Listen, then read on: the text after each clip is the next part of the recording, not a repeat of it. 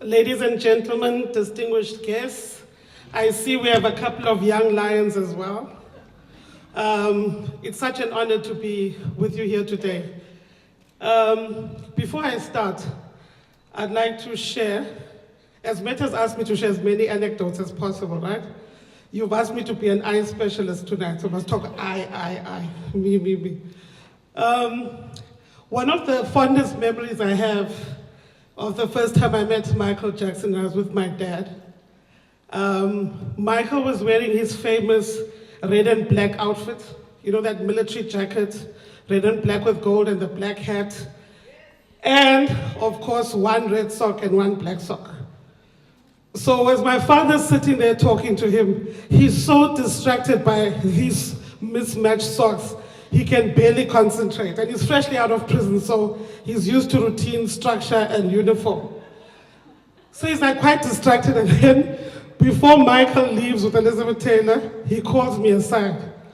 And he says, "Darling man, did you realize that he's wearing one black sock and one red sock?" So I say, "Yeah, I think it's a fashion statement." He says, No, I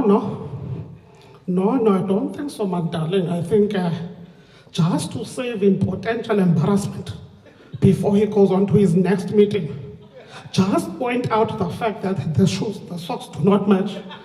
So I have to say, no, that, we will embarrass him actually if we point it out, because I think this is a statement that he's making as a young person, and he's an artist.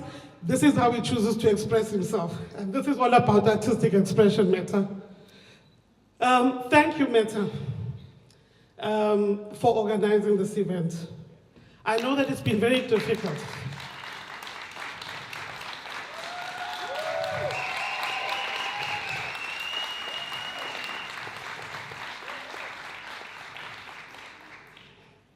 I know that it's been very difficult for you, but you're a singer. And you know that when you put together perfect melody, you hit high notes, you hit low notes. And at the end of the day, you have succeeded in the perfect harmony. And this is it tonight, so congratulations.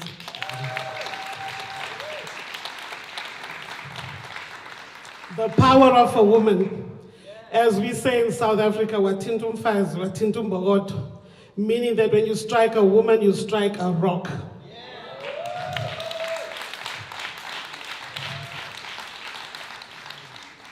So just to share, I'm not going to take for granted that everybody knows the life story of a Mandela or a black South African woman. My story is not unique. My story is very typical of millions of black South Africans. The difference here is that I had a warrior mother who was very loud and who was very fierce, and she fought the fight. She made it a point that nobody forgot who Nelson Mandela was. She made it a point that she hoisted the flag for the fight of freedom so high that the ANC was recognized and all the freedom fighters of South Africa's role was recognized. In talking about the fight for freedom, I'd also like to acknowledge some of our friends who are here tonight who've been part of the anti-apartheid movement of Denmark that supported us throughout the difficult years. Some were actively involved, some are descendants of those activists. So welcome tonight from Africa Contact, Anna and Langveld. And welcome Lillian. Now Lillian also belongs to a group called Papaya, who sing our traditional songs and our freedom songs without an accent. So if you're facing that way, and she sings, she will sound like a typical South African, and so we're very proud of you. Thank you. And also to acknowledge somebody from the South African Embassy, Josi. Thank you for being here tonight. He came here on a Nelson Mandela scholarship as a scholar, and of course he found love, so we call him one of our love refugees at the mission. Thank you, Josi. My life had its challenges. As much as I don't like to define my life according to the suffering, I choose to define it according to how we have overcome that suffering and championed our own cause and maintained our dignity and would not let anything be taken away from us more than what was taken away from us physically. I was only 18 months old when my father went to prison. I barely have any recollection of him whatsoever. My first recollection, my mother couldn't believe that I remember this because I was so young. I just remember her taking food for him when he was still held in the Pretoria police station. And we were sitting in the car, and I think because my sister and I were so young and alone in the car and it was very dark, we were afraid, and that stuck with me. I remember distinctly the dish that she took the food in, for him to eat. It was his favorite food.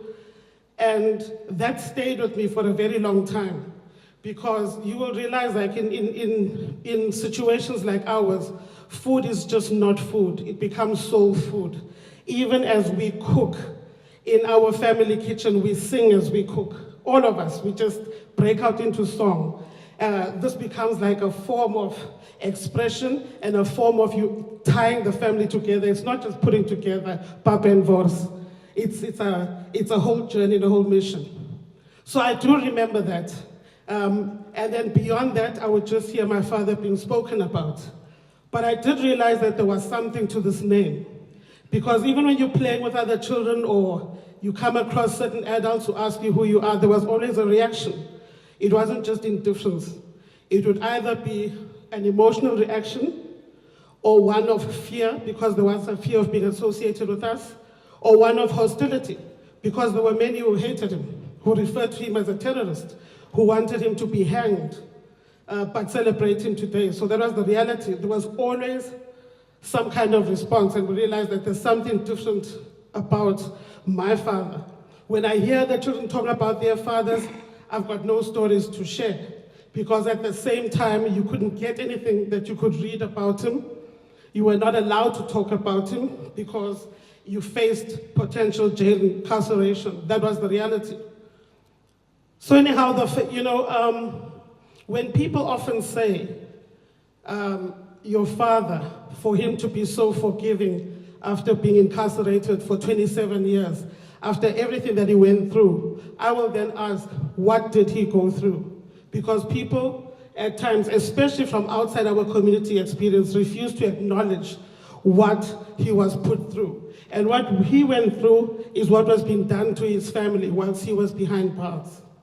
The brutality of the apartheid regime meant that I, as a 5-year-old, my sister just above 6, ended up in boarding school in Swaziland. And why?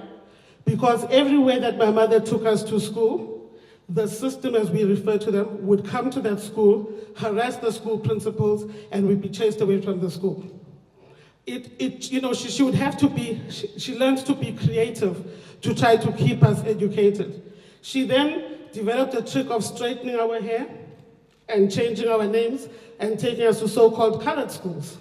And the same thing would happen there, where the system would catch up with us and intimidate the principal, threaten them with detention, and we'd have to leave the school. So at the age of 5, I was at home, not able to go to school. And my sister, just over 6, also at home, not being able to go to school.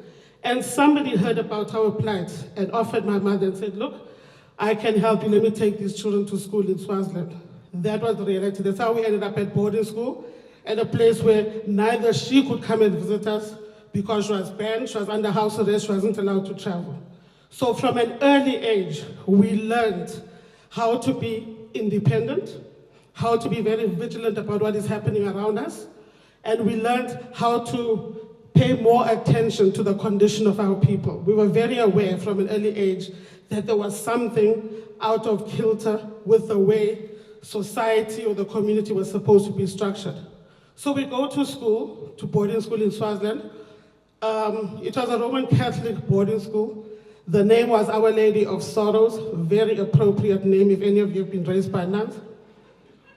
So we went to the school, and from that early age, in that environment, you're surrounded by religious hymns and so on. And then you learn to utilize those very same songs, the Christian songs, to put in your own political lyrics. We learn to do that while still at school, whilst young.